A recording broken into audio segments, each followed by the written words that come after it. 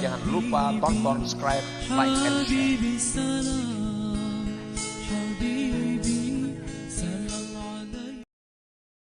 Sallallahu alaihi wasallam, Rasulullah bersabda, la tu'tul hikmata ghaira ahliha fatazlimuha wa la tamna'uha ahlaha fatazlimuhum.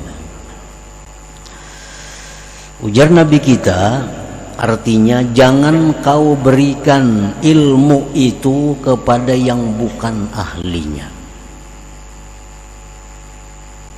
maka engkau menzalim kepada ilmu itu.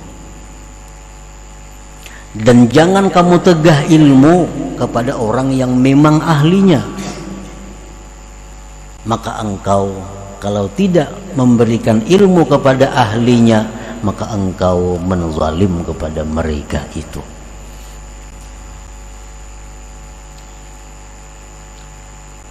Jadi kada sembarang kita disuruh mengajarkan ilmu, kada sembarang kita disuruh menjawab pertanyaan hukum, pertanyaan masalah.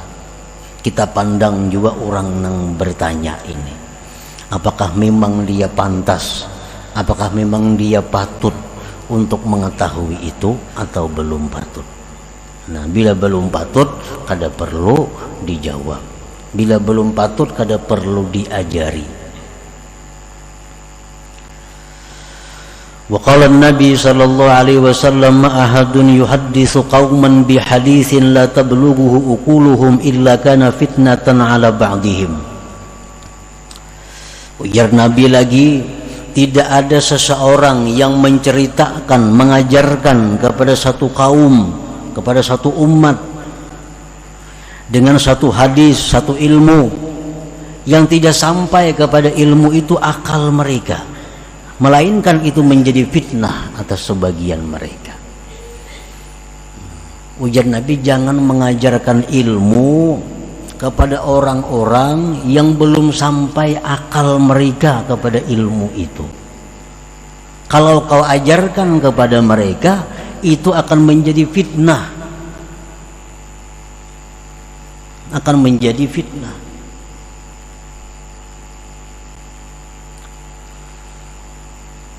Ilmunya baik, ilmunya kada salah. Nang salah itu nang mengajarkan lawan nang dilajari. Makanya kita ada terjadi orang-orang nang kada besembayangan lagi mbah mengaji ilmu itu. Kenapa sebabnya? Ilmu itu bagus sebenarnya, cuma yang mengajar ini kada mengerti, nang dilajari kada paham.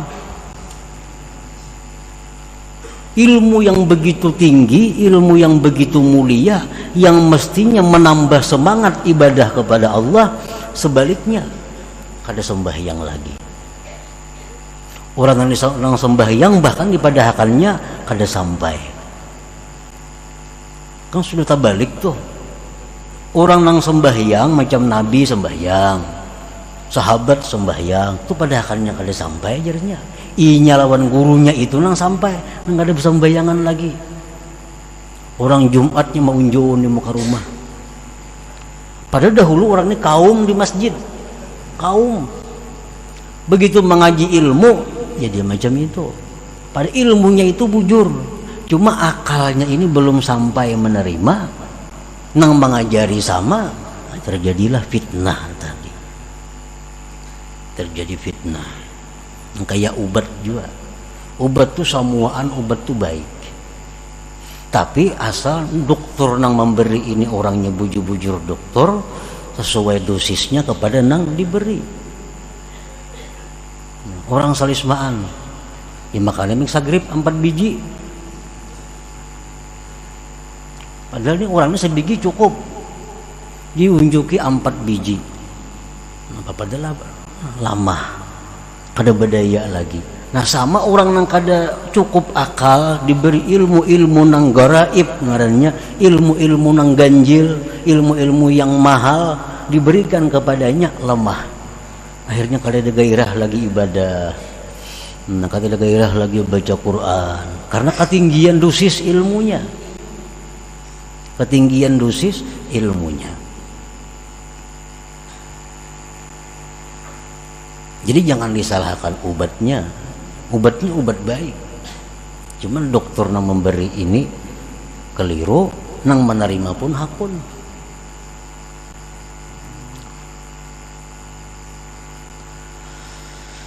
Wa qala Sya'bi radhiyallahu anhu la tamna'ul ilma ahlah fata'thamu wa la tuhadditsu ghaira ahli fata'thamu. Jangan kamu cegah ilmu itu kepada orang yang berhak, maka engkau berdosa. Nah, orang ini memang berhak, orang ini akalnya sudah cukup, karena kita beri ilmu kita berdosa. Dan jangan kamu berikan ilmu kepada orang yang bukan ahlinya, kamu pun berdosa juga. Nah, jadi kadang-kala setiap pertanyaan-pertanyaan itu dijawab.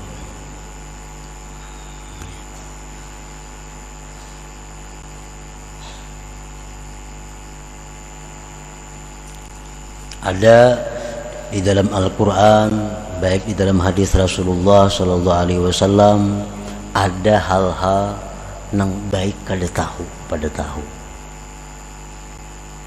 bagi sebagian golongan manusia, baik kada tahu pada tahu.